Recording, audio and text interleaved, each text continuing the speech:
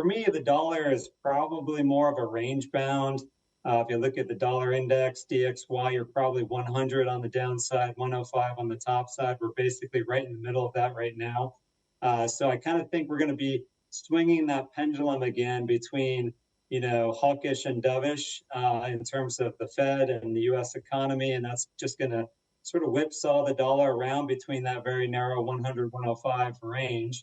If anything, I see more potential for an upside surprise if the ECB and the Bank of England come in with aggressive cuts relative to the Fed. So, yeah, a bit of a not too exciting of a forecast, but I don't really see a big downside move in the dollar unless we get a really steep decline in the U.S. economy and the Fed's forced to cut aggressively.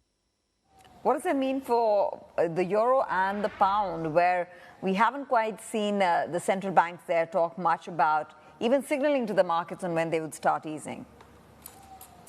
Yeah, it's a tricky one. I know they're trying to hold on to the higher for longer mantra, just as the Fed did for a while there.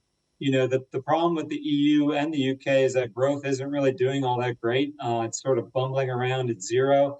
And to the extent they can't get that to turn, I don't think the ECB is going to be able to hold on to higher for longer through too many months or even quarters here. So I'm looking for the ECB to probably pivot just like the Fed did. I don't think they want to get too far behind the Fed. And I actually think there's a chance they preempt the Fed in terms of a rate cut, even though they're very much talking the other way at the moment.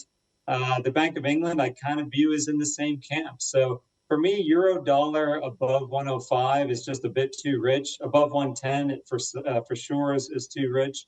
We're around 108.50 now. I think we're going to gravitate back into 105. You'll see a ECB pivot at some point soon, and Bank of England probably shortly after that. And for the pound, I think we're going to probably gravitate back towards 122 by the middle of the year, and maybe 120 by the end of the year as the Bank of England also starts cutting rates. Again, I don't really think ECB or Bank of England wants to get too far ahead or behind the Fed, and they're going to all three kind of go at the same pace, and that's going to help bring euro and sterling off the highs and support the dollar a little bit.